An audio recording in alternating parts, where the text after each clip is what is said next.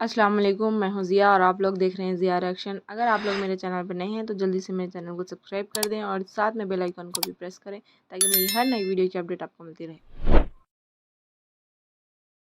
In a few weeks from now, Saudi Arabia will be opening its first alcohol shop.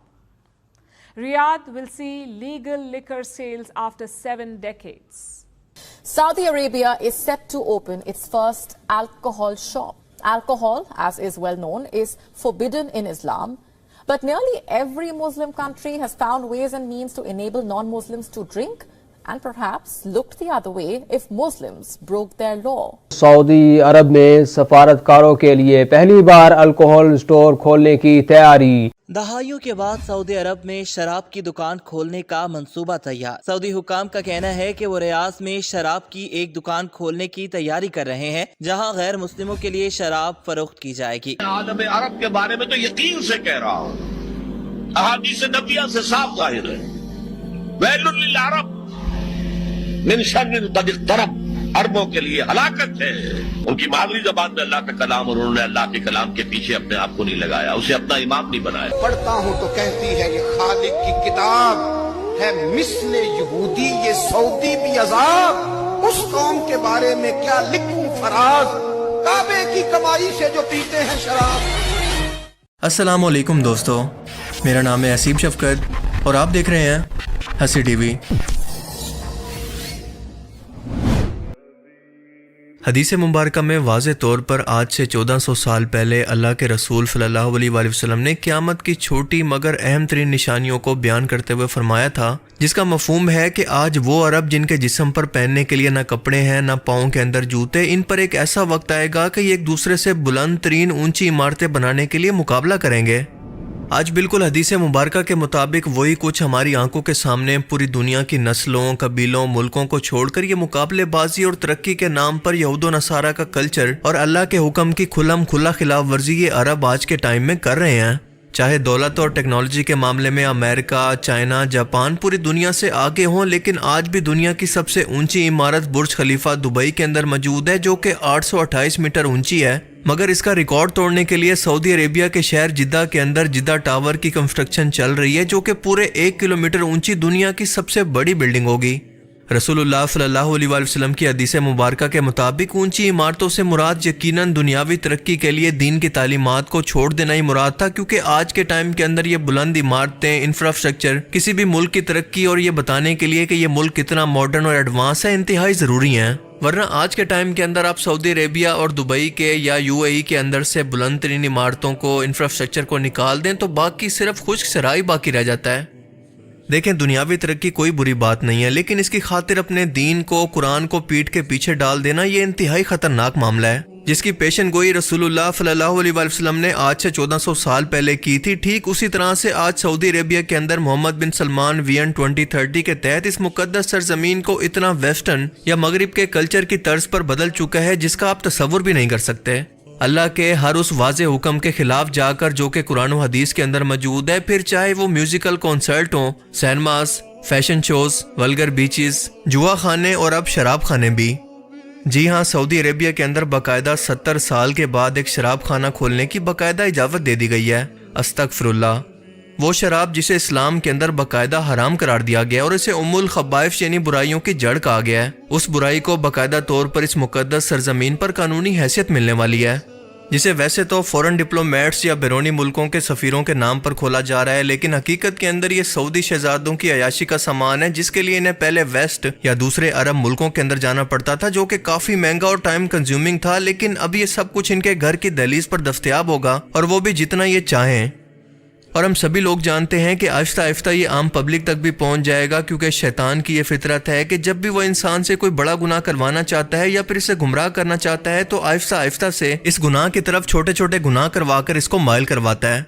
سعودی حکمران اپنی عیاشیوں اور modernism کے چکر کے اندر اور ویسٹ کو خوش کرنے کے لیے کہ وہ اس ملک کے اندر آ کر یو اے کی طرح ٹورزم کو بڑھا سکیں، مذہب اسلام اور اس کی تعلیمات کی توہین کر رہے ہیں، جنہیں پوری دنیا کا رول ماڈل ہونا چاہیے تھا، وہ باقاعدہ شیطان کے رستے پر چل کر سنگین سے سنگین گمراہیوں کے اندر مسلسل گرتے جا رہے ہیں، اور یہ کسی بھی سلطنت کے زوال کی نشانی ہوتی ہے، کیونکہ آپ تاریخ اٹھا کر دیکھ لیں تو ہر بڑی سلطنت کا زوال بالکل ایسے ہی ہوا تھا۔ کہ اس اتنی بڑی سلطنت کے حکمران اپنی عیاشیوں اور عیش و عشرت کے اندر پڑھ کر باقی ہر چیز سے غافل ہو گئے. اور عربوں کے زوال کا مطلب ہے اینڈ ٹائمز یعنی قیامت سے پہلے کے حالات جس کی پیشن گوئی آپ صلی اللہ علیہ وسلم نے فرمائی تھی. مثال کے طور پر آپ نے فرمایا تھا کہ ایک وقت آئے گا جب عرب کے خشک پہاڑ سبزے میں بدل جائیں گے, جو کہ آج سے 1400 سال پہلے سوچنا بھی اپنے آپ کے اندر ایک انتہائی مشکل کام تھا کہ ایسے کیسے پاسبل ہے. لیکن آج سے 1400 سال کے بعد ہم پہلی وہ نسل ہیں جو کہ اس پیشن گوئی کو پورا ہوتے ہوئے اپنی آنکھوں سے دیکھ رہے ہیں, کیونکہ مکہ کے آس پاس موجود ایون کے حرم کعبہ کے پاس موجود ہزاروں سالوں سے خشک پہاڑ بارشوں کی وجہ سے بالکل سر سبز ہو چکے ہیں, جیسا کہ آپ نے فرمایا تھا. آپ نے مزید فرمایا تھا کہ عربوں کے لیے ہلاکت ہے, کیونکہ یہ بھی آخری وقتوں کے اندر گمراہی کے اندر پڑ جائیں گے اور دنیا کے مال و دولت یا اس مال و دولت کو کمانے کی ہوس ان کو بھی تباہ کر دے گی.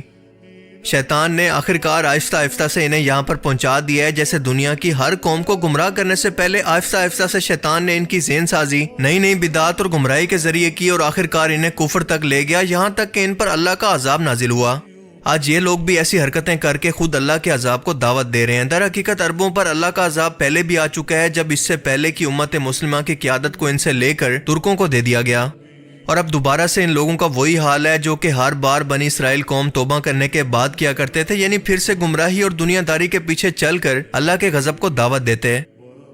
رسول اللہ صلی اللہ علیہ وسلم کی حدیث مبارکہ کے بالکل مطابق سعودی عربیہ صرف 100 سال کے اندر دنیا کے صحرا سے بدل کر ایک ترقی یافتہ ریاست کے اندر شامل ہو گیا. ترکوں سے جب شریف مکہ نے بغاوت کی, جسے ترکوں نے ہاشمی خاندان کی وجہ سے حجاز کا گورنر بنا رکھا تھا اور حجاز کو الگ ریاست بنا لیا, تو آج کے موجودہ سعودی عربیہ کے اندر موجود ریاف شہر کے اندر آباد سلمان بن عبدالعزیز ال سعود نے ایک جنگ کے اندر یہ کنٹرول شریف مکہ سے حاصل کر کے اپنی آس پاس کی ریاستوں کو ملا کر اسے باقاعدہ سعودی حکومت کے اندر بدل دیا, یعنی آل سعود کی حکومت یا پھر کنگڈم آف سعودی عربیہ کی بنیاد رکھی. 1940 کے اندر پہلی بار جب اس عرب سرزمین پر تیل کی دریافت ہوئی تو سب کچھ بدل گیا. 1976 سے یہاں پر ایسی ترقی کی دوڑ شروع ہوئی جس نے سب کچھ بدل کر رکھ دیا. سعودی عربیہ میں شراب کو 1951 کے اندر پہلی بار بین کر دیا گیا تھا اور اسے بین کرنے کے پیچھے ایک مکمل کہانی ہے. دراصل معاملہ یہ ہے کہ آل سعود کے ایک بیٹے جس کا نام تھا پرنس مشاب ال سعود اور یہ صرف 19 سال کا تھا, برٹش فورن ڈپلومیٹس کی پارٹی کے اندر یہ نشے کے اندر دھت موجود تھا. اس کے سامنے ایک برٹش وائس کونسلر بھی موجود تھا. جب اس نے برٹش ڈپلومیٹ سے مزید شراب مانگی, جب اس برٹش ڈپلومیٹ نے مزید شراب دینے سے انکار کیا کہ آپ تو پہلے ہی نشے کے اندر ہیں, تو غصے کے اندر آ کر اس شہزادے نے اپنی گن نکالی اور اس پر گولیوں کی بوچھاڑ کر دی.